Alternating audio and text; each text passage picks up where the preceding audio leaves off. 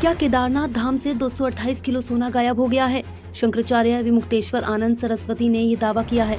शंकराचार्य अविमुक्तेश्वर आनंद ने इसे सोना घोटाला भी नाम दिया है। अविमुक्तेश्वर आनंद ने मीडिया से बात करते हुए कहा, केदारनाथ में सोने का घोटाला हो गया। अब वहाँ घोटाला हो गया तो दिल्ली में केदारनाथ बना रहे हो, वहाँ पर फिर दूसरा घोटाला करोगे। 228 किलो सोना केदारनाथ से गायब कर दिया गया है, कोई जांच तक नहीं बैठाई गई। ज्योतिमठ के शंकराचार्य अविमुक्तेश्वर आनंद ने दिल्ली में केदारनाथ मंदिर की तर्ज पर बन रहे मंदिर पर भी सवाल उठाते हुए कहा कि केदारनाथ मंदिर हिमालय में है और उसे दिल्ली में नहीं बनाया जा सकता। शंकराचार्य ने जिस सोना घोटाला का जिक्र किया है वो मामला जून 2023 में सामने आया था।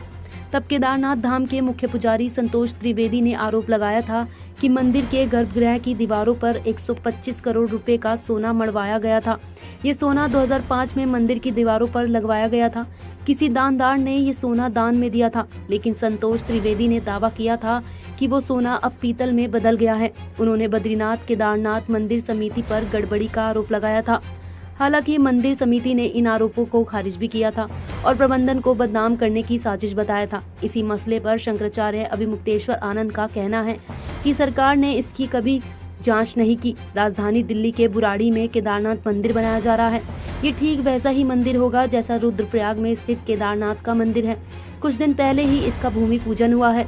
इस कार्यक्रम में उत्तराखंड के मुख्यमंत्री पुष्कर सिंह धामी, केंद्रीय मंत्री अजय पट्टमटा, महामंडलेश्वर कैलाश आनंद गिरी जी महाराज और केदारनाथ धाम ट्रस्ट के अध्यक्ष सुरेंद्र रौतेला भी मौजूद थे।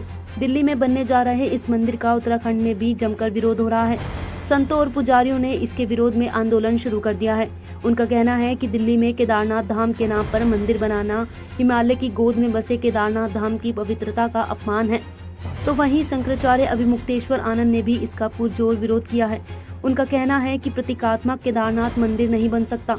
उन्होंने कहा कि शिव पुराण में 12 ज्योतिर्लिंगों के नाम बताए गए हैं और जहां पर इनके नाम बताए गए हैं वहीं पर पता भी बताया गया है। जैसे सौराष्ट्र सोमनाथम, पहले सौराष्ट्र यानी पता और फिर सोमनाथ। उसी तरह से केदारम हिमवत पृष्ठ यानी कि जो केदार हैं वो हिमालय के पृष्ठ भाग में हैं। माने हिमालय में केदार हैं तो आप दिल्ली में कहां से लाकर रख दोगे। शंकराचार्य ने कहा कि शिव पुराण में जब साफ साफ बताया गया है कि ये यहाँ लोकेटेड है तो आप उसका लोकेशन क्यों बदलना चाहते हैं, क्यों जनता को भ्रम में डालना चाहते हैं। भगवान के 1000 नाम हैं, किसी नाम से स्थापना करके पूजा करिए, लेकिन केदारनाथ धाम दिल्ली में बनेगा ये अनाधिकार चेष्टा है और ऐसा नहीं होना चाहिए। दिल्ली में केदारनाथ धाम की तर्ज पर बन रहे मंदिर की भूमि पूजन समारोह में उत्तराखंड के मुख्यमंत्री पुष्कर सिंह धामी भी मौजूद थे। ऐसे में इस पर सियासत भी तेज हो गई है। हालांकि बद्रीनाथ केदारनाथ मंदिर समिति के अध्यक्ष अजेंद्र अजय ने सफाई देते हुए कहा कि इससे राज्य सरकार का कोई लेना देना नहीं है। उन्होंने कहा कि दिल्ली में मंदिर निर्माण से उत्तराखंड सरकार का कोई लेना देना नहीं है। ये काम केदारनाथ ट्रस्ट नाम की संस्था कर रही है। अजय ने दावा किया कि राज्य सरकार की ओर से कोई वित्तीय मदद भी नहीं की गई है।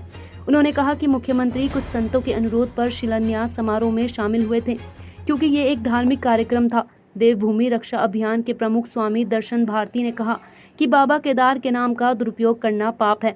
उन्होंने कहा कि मैं सभी सनातनियों से इस साजिश को नाकाम करने की अपील करता हूं। वहीं इस पूरे विवाद पर अब ट्रस्ट मंदिर का नाम बदलने को तैयार हो गया है।